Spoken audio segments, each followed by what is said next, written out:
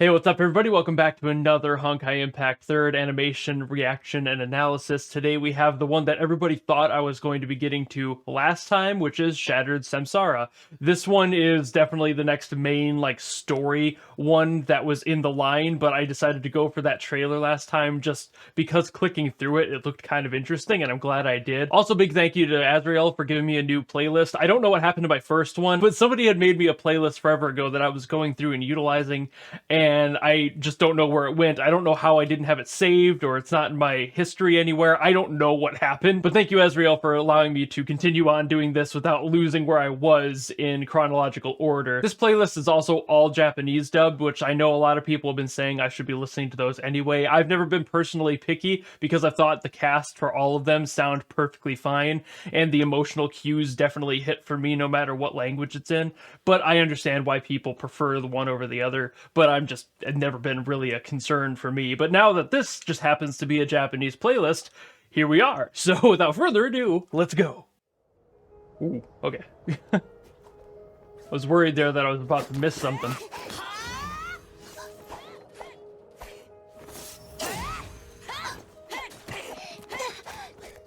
Ooh, okay. I'm gonna have to relook at that one.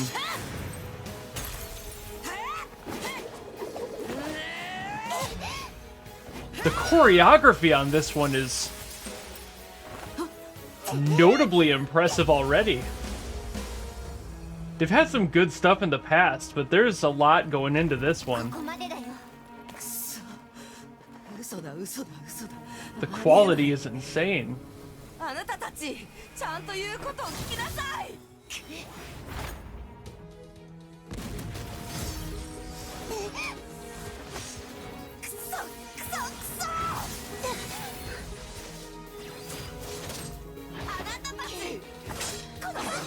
The expression's still totally on point. I'm kind of wondering if they're going to keep up that energy from that first spot, or if that was just them shedding all they had right at the beginning. Because so far, ever since then, they've been taking it much slower on the visuals. Ooh. Definitely still some impressive spots. I don't want that to minimize the rest of what I'm watching, but it just started, you know? Kiana.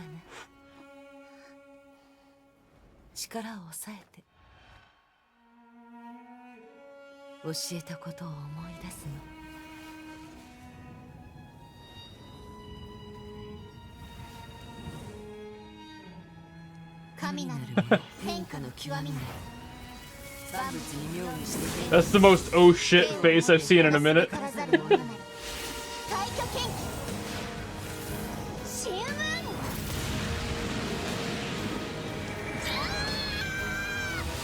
Ooh.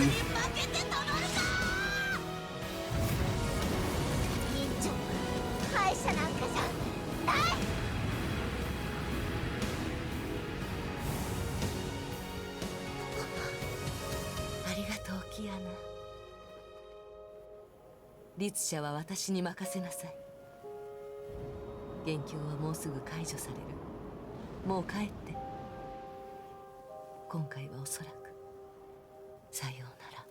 Dude, the color palette on that shot. そうかもしれない。しかしこれが私の使命。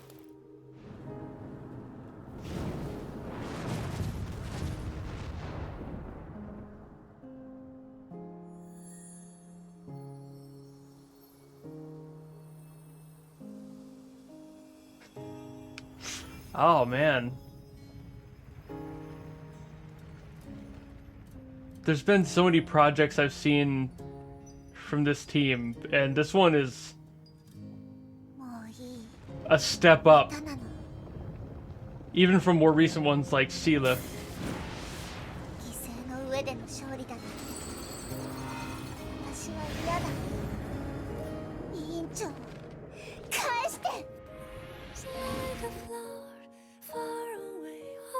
There's that song.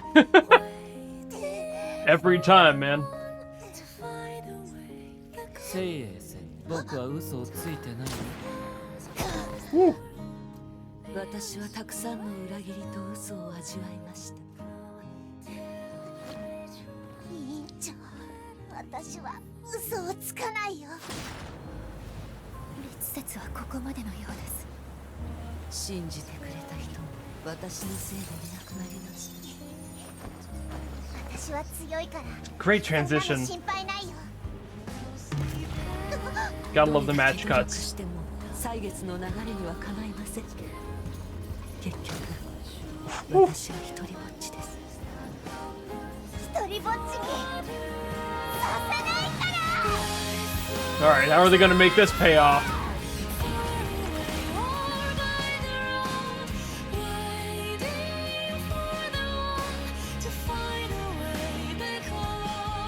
Kiana、どうしてここに？封印が破壊されたら。うるさい。ならもう一度倒せばいい。 Now I'm gonna say she probably doesn't care too much. 許さないか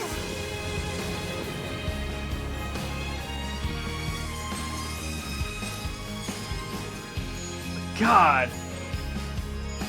Their visual language is just so insane. It's so unique to this project. I've never seen anything quite like it visually. It doesn't even feel derivative. And this specifically is it's like a new step forward in their quality. This is nuts.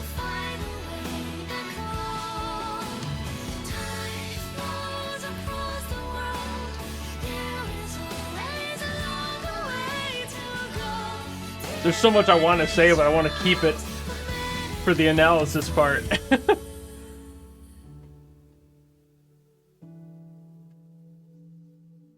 Man, okay. All right. That did not feel like 6 minutes. Okay, so the first shot I want to talk about is basically the first shot in the entire project. This looks really cool to me because at first I wasn't sure if it was actually 2D or 3D, but the way that this shot is composed with all of the effects in the front, like you're getting all of this haze just on the ground, in the air, it's everywhere. You got this like purple stuff in the center, this like ring of red that appears a little later in, a few frames more. And there's so much happening right here in the atmosphere that blends all that together that I legitimately could not tell if it was 2D or CG. And that's a compliment to me because when you handle CG well, you can really make it look good and make it look very close to what a 2D artist who spends hours on each frame can do. And while, yeah, CG definitely takes its own time, there's just a fundamental difference in the body mechanics of somebody who's been drawing their whole lives versus somebody who's posing a model in a CG program and hoping it's within the same realm. There's usually some issues with trying to really get those to look adequate. It depends on the model, and we know that these models are insanely well thought out, well rigged. There's so many points of movement, so much articulation, but in general, this ability to make all of the atmosphere come together in composition to make this shot kind of make me question whether or not it was. I had to watch a few times, but I believe as a result of a sequence right here where Kiana jumps and kind of is in the air right here, this spot specifically, you can kind of see in her legs that there is a depth gap right around the spot where her like calves are and her thighs come in. That I don't think they would have been able to draw as well in 2D because there's a lot more to think about with how to layer a frame, and it feels like this has some of that key CG soft edge to it that would happen when you render it out. You have basic lighting. That sort of thing affects CG models much better than it would a 2D with that sort of effect comped on top of it. It's just not as easy to accomplish. So I'm pretty sure that due to some of these shading issues, this is CG, but it's handled so well. Like I was raving at the beginning, the choreography of this whole sequence, this whole fight, is absolutely bonkers. I love this whole sequence. This is a scene that if you're into animation and you want to really feel out how to do fight sequences, seriously, study this. This is so good. Not just this shot, but this whole fight. We start getting into these expressions as well. This expression, obviously, I didn't need to circle it, but you know how that helps YouTube. This expression that she's doing, it's so insanely tight and pointed. It's very similar to ones I've seen before, but just the pure expression throughout this is just nuts. There's a lot more I want to get to with the expressions, but those happen in later expressions, so let's get to those next. This extreme perspective here, this is a really cool camera effect. It kind of has a fisheye effect going on here. It really accents, obviously, the eye. You get this whole like conal shape that happens with the rest of the head because you're looking at it from if this were a top down. So I'm gonna have to draw this in 3D perspective slightly, so I'm gonna do a crude cube to show you what I mean, because you need to be able to see that perspective. But basically, imagine this cube here being the character's head inside of it, and normally the camera would just be going straight at it from this angle, and you would just see the character's head. But the camera in this case is slightly moved up here, and therefore is coming at more of a top angle with the eye right about here, and you're just getting this extremist view because the viewpoint is kind of focused on this very tight, like aggressive curve. And you see this exaggeration because of that fisheye effect where the camera is just exaggerating those outer edges and focusing in more in the center. It just really pulls all the attention right dead center to the frame, and so therefore you get this giant eye in the center. I also really like that during this expression she's actually changing the size of her pupil. That they do that a lot with these, which is why I love this animation team so much. They really pay attention to how expressive the characters can be, and they focus in a lot on that as an effort, and I really do love that. It matters so much. Expressions are so important. So when you do things like make the pupil change here, this is a very good way to show that. So you can see it getting shrunk or larger as the center changes a little bit, as the hand comes in, pulling in that eye to show that hyperdilation, that superb focus that she has, and then following that up with softening it a little bit as the rest of the body kind of comes to its full motion with the hand at the face. There's just a lot to love here. We also have another tasty impact frame here. Love this one, purely because it goes black, it comes back with this. I love these. When they have these CG models here, they can take them and basically either export them on their own layer or take them and add effects to them in order to make them look like this, and basically just cut all that contrast as hard as they can, really punch out those blacks, make all the whites go extremely blown out, and you get all of this. And it looks so good. You still get all of this texture and all the chains and all the stuff hanging on the ropes in the back and everything, all these chains happening around. It's just so good. I love these sorts of impact frames that keep all that detail, because you can't usually do that. You'd have to redraw the whole frame in 2D. So this is one of those cases where CG helps a lot, is being able to keep all that detail, keeping the brain locked in fully to the image, but still being able to process that level of change. You can just take a shot like this in 2D and basically invert all the colors and kind of desaturate everything and just really pull those contrasts, but it doesn't get quite the same depth as a result of it being CG.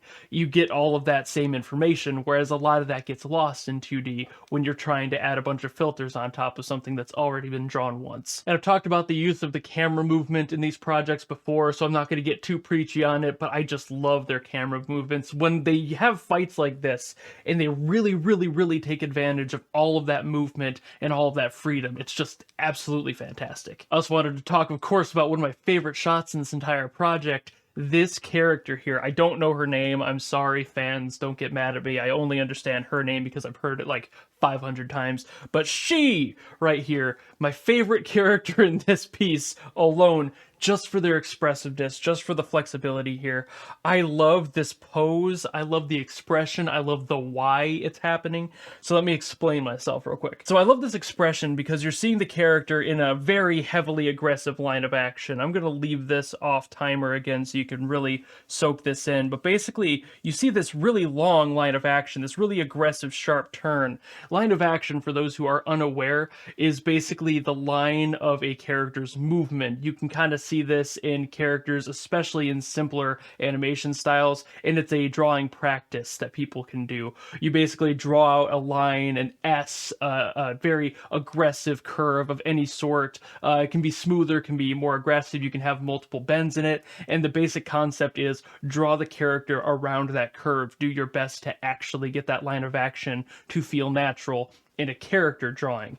This kind of does that for me. I love how aggressive this is. The head being there, of course, is its own separate thing, but if you were to even strip out just that head, just having this right here is such an aggressive, that is just a horseshoe. And like, yeah, there's depth there. And that's kind of the point of doing a line of action test for yourself, is being able to feel out that movement and be able to tell where perspective should be based on that line. You can kind of draw whatever you want around it as long as it helps you learn. So things like this, if I were to be given just that horseshoe shape and somebody were to draw that over it, I would be absolutely impressed, because that is so aggressive. To be fair, and I want to put this out there for anyone who may be an animator as well, who may be judging me for my description here, this is not technically the line of action, it's the one I'm picking out. Usually you would just draw it in a vague shape and it would follow where the torso goes and you would add where the limbs should be. I'm following a limb, which isn't always everybody's personal taste of how you should do those.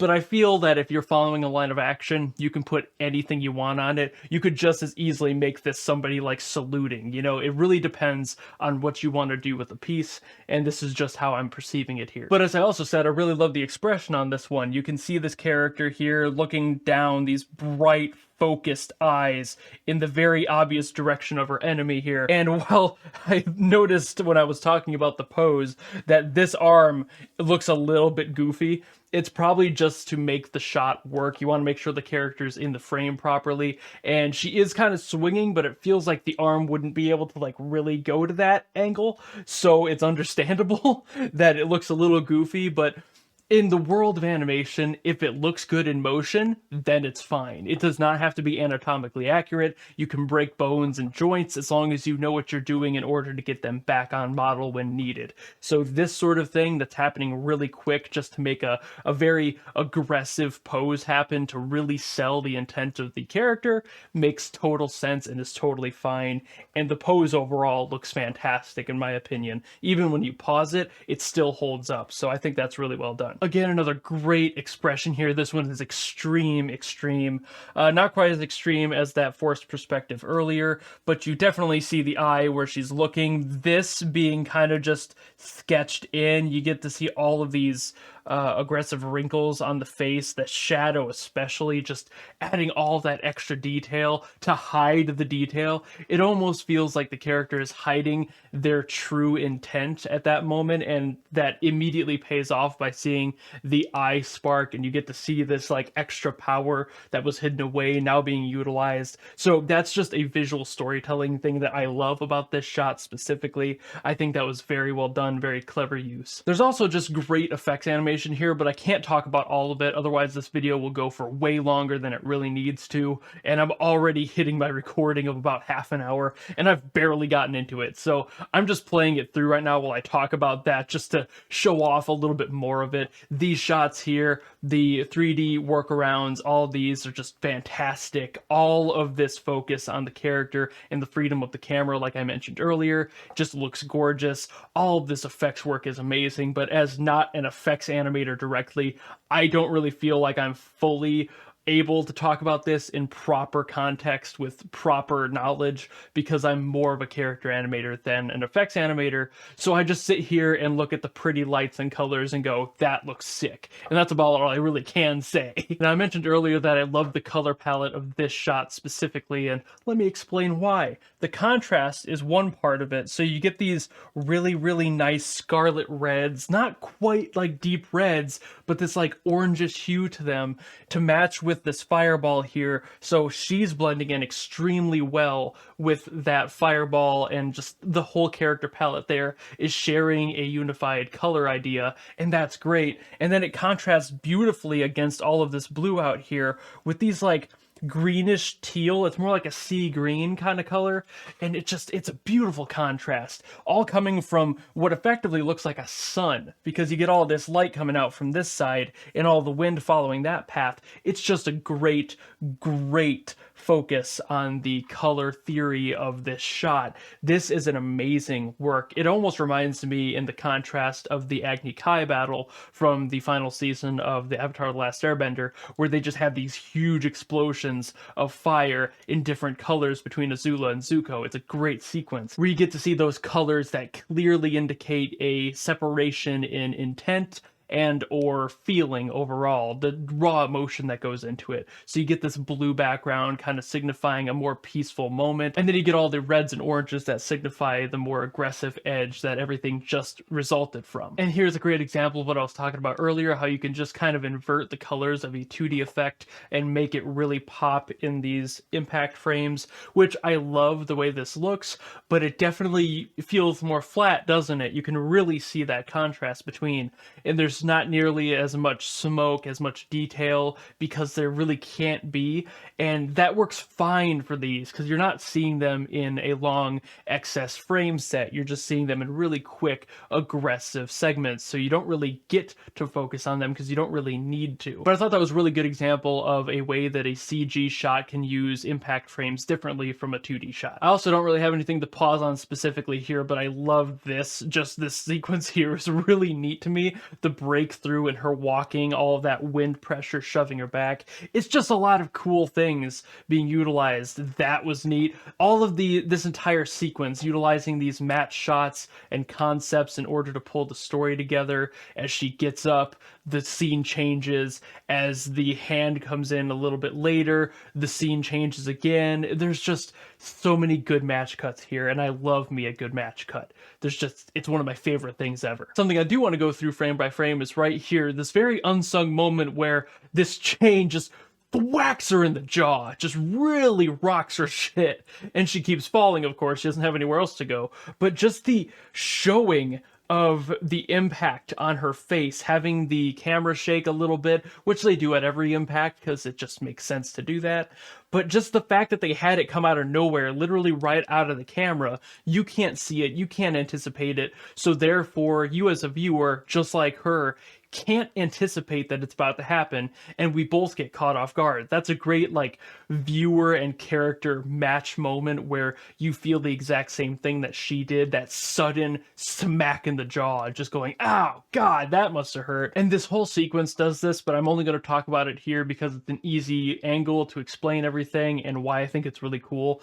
This is so neat though, having multiple renders of the character at different depths, at different angles, in order to tie it all together and create this kind of ethereal, timeless space where everything exists kind of at the same moment. So you get this zoom in of her face just really up close on the eye, obviously this and her, and then there's here and here. There's just every single spot is a different export, and I want to make sure that that is clear for people to understand why that's impressive. The time it takes to re-export everything in a shot, every bit of that character animation, be it slow motion or normal motion, to be able to match into every single one of these frames around the scene, just to comp it like that is nuts. I don't think that they would have copies of every single character. That's a waste of resources, which I've talked about before, the resource management.